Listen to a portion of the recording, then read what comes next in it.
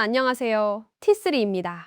오늘도 찾아와 주셔서 정말 감사드리고요. 아직 구독 안 하신 분들은 지금 바로 구독 버튼 꾹 눌러주시고 알림 설정까지 해두시면 새로운 소식 놓치지 않고 바로바로 받아보실 수 있어요. 자, 오늘 가져온 소식은 정말 엄청난 이야기인데요. 스웨덴이라는 나라가 어떤 나라냐면요. 전 세계에서 노조 문화가 가장 강력한 나라 중 하나거든요. 거기서는 단체 협약이 거의 당연한 거예요. 근데 테슬라는 전 세계 어디서도 노조와 단체 협약을 맺지 않는 걸로 유명하잖아요. 일론 머스크가 노조를 엄청 싫어하는 것도 다들 아실 거고요. 그래서 EF 메탈이 파업을 시작했는데 여기서 재밌는 게 뭐냐면요. 세코라는 또 다른 노조가 나섰어요. 세코 노조에 소속된 전기 기사들이 연대 파업에 들어간 거예요. 어디 전기 기사들이냐고요? 바로 융비 에네르기네트라는 지역 전력망 회사의 전기 기사들이에요. 이 융비 에네르기네트가 뭐 하는 곳이냐면 융비 지역의 전력망을 관리하는 회사예요. 그러니까 테슬라가 슈퍼차저를 만들었으면 전기를 연결해줘야 하는데 그 일을 하는 전기 기사들이 파업에 들어가 버린 거죠. 연대 파업이요. 테슬라 입장에서는 얼마나 답답했겠어요? 충전소는 다 만들어놨는데 전기를 못 켜는 상황이니까요. 그래서 테슬라가 뭘 했냐면 융비 에네르기네트랑 예블레 에네르기 엘레트 에이비라는 두 전력회사를 스웨덴 에너지 시장 감독청에 신고했어요. 신고 이유가 뭐였냐면요. 스웨덴 법에 따르면 전력망 운영자는 합리적인 시간 내에 전기를 연결해줘야 할 법적 의무가 있다는 거예요. 근데 지금 2년 가까이 연결을 안 해주고 있으니까 법을 어긴 거 아니냐 이렇게 주장한 거죠.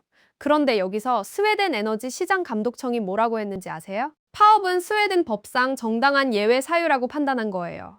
왜냐하면 스웨덴 헌법에서 노동자의 쟁의 행위를 보호하고 있거든요. 테슬라가 여기서 그냥 물러섰을까요? 당연히 아니죠. 테슬라가 다시 링셰핑 행정법원에 항소를 했어요.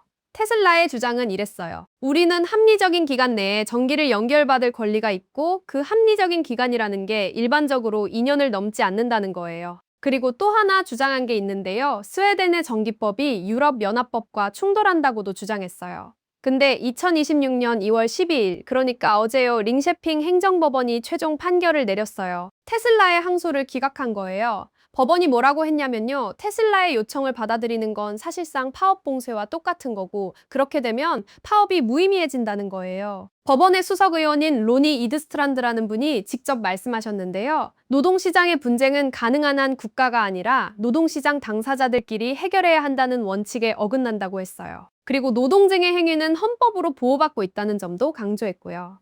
여기서 정말 흥미로운 게 뭐냐면요. 테슬라가 스웨덴 전기법이 유럽연합법과 충돌한다고 주장했잖아요. 법원은 이것도 기각했어요. 전기법이 유럽연합 규정과 충돌하지 않는다고 판단한 거죠. 그리고 연장된 지연에는 특별한 이유가 있다고도 결론 내렸어요. 법원 판결이 만장일치였다는 것도 주목할 만한 부분이에요.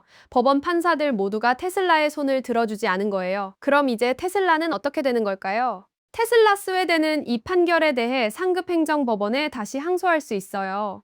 근데 솔직히 말씀드리면 만장일치로 기각된 판결을 뒤집기가 쉽지 않거든요. 이 상황을 좀 더 넓게 보면요. 테슬라와 스웨덴 노조의 싸움이 거의 2년째 계속되고 있는 거예요. 융비의 슈퍼차저는 EF 메탈이 2023년 말에 파업을 시작한 후에 전력망 연결이 거부된 첫 번째 충전소 중 하나였어요. 스웨덴이라는 나라가 노동권을 얼마나 중요하게 생각하는지 이번 판결에서 확실히 드러난 거죠. 헌법으로 보호되는 노동쟁의 행위를 민간 기업의 영업권보다 우선시한 거니까요. 테슬라 입장에서는 엄청 답답할 수밖에 없을 거예요. 완성된 충전소가 거의 2년 동안 놀고 있는데 법원까지 나서서 안 된다고 하니까요. 근데 반대로 생각해보면 스웨덴이라는 나라가 자국의 노동 문화와 법 체계를 얼마나 확고하게 지키는지도 보여주는 사례잖아요. 알트옴 엘빌이라는 스웨덴의 전기차 전문 매체에서 이 소식을 상세하게 보도했는데요. 거기 보도 내용을 보면 스웨덴 사회 전반이 테슬라보다는 노조의 손을 들어주는 분위기예요.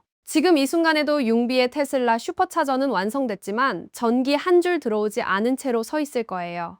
언제까지 이 상황이 지속될지는 아무도 모르죠. 테슬라가 상급 법원에 항소할 수도 있고 아니면 결국 스웨덴 노조와 협상 테이블에 앉을 수도 있어요. 일론 머스크가 전 세계적으로 노조를 싫어하는 걸로 유명한데 스웨덴에서는 그 전략이 완전히 막힌 셈이에요.